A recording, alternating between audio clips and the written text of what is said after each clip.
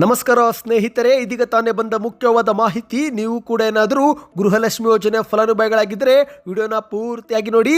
ಮುಖ್ಯಮಂತ್ರಿ ಸಿದ್ದರಾಮಯ್ಯನವರಿಂದ ಮಹತ್ವದ ಹೇಳಿಕೆ.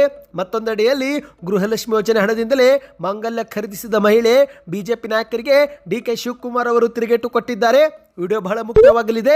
ವಿಡಿಯೋನ ಶುರು ಮಾಡೋಕ್ಕಿಂತ ಮೊದಲು ನೀವು ನಮ್ಮ ಚಾನಲ್ಗೆ ಮೊದಲು ಬಾರಿ ಭೇಟಿ ಕೊಡ್ತಾ ಇದ್ರೆ ದಯವಿಟ್ಟು ಸಬ್ಸ್ಕ್ರೈಬ್ ಬಟನ್ ಮೇಲೆ ಕ್ಲಿಕ್ ಮಾಡಿ, ಪಕ್ಕದಲ್ಲಿ ಕಾಣಿಸೋ ಗಂಟೆ ಕೂಡ ಒತ್ತಿದ್ರೆ ರಾಜ್ಯದ ಮುಖ್ಯವಾದ ಮಾಹಿತಿಗಳು ನಿಮಗೆ ಸಿಗುತ್ತವೆ. ಈ ಒಂದು ವಿಡಿಯೋಗೆ ನೀವು ಲೈಕ್ ಮಾಡ್ತಾ ವಿಡಿಯೋನ ಪೂರ್ತಿಯಾಗಿ ನೋಡಿ.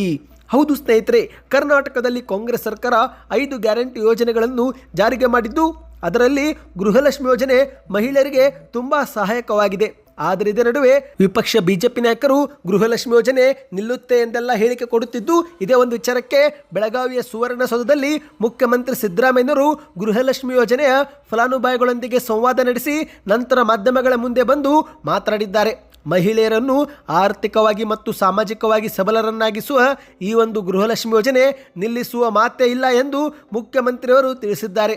ನಾನು ಇದೀಗ ಗೃಹಲಕ್ಷ್ಮಿ ಯೋಜನೆಯ ಹಣದಿಂದಲೇ ಬದುಕಿನ ಅವಕಾಶಗಳನ್ನು ಸೃಷ್ಟಿಸಿಕೊಂಡಿರುವ 25ಕ್ಕೂ ಹೆಚ್ಚು ಮಂದಿ ಫಲಾನುಭವಿಗಳನ್ನು ಭೇಟಿ ಮಾಡಿ ಮಾತುಕತೆ ನಡೆಸಿದೆ. ಈ ಒಂದು ಯೋಜನೆ ಅವರ ಜೀವನದಲ್ಲಿ ಹೊಸ ಚೈತನ್ಯ ತುಂಬಿದೆ ಎಂದು ಫಲಾನುಭವಿಗಳು ವಿವರಿಸಿದ್ದಾರೆ.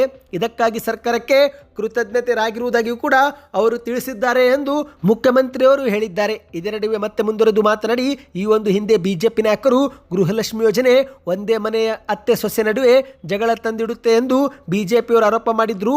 ಆದರೆ ಇಂದಿನ ಕಾರ್ಯಕ್ರಮಕ್ಕೆ ಅತ್ತೆ ಸೊಸೆಯರು ಜೊತೆಯಾಗಿ ಬಂದು ಆಗಮಿಸಿದ್ದಾರೆ.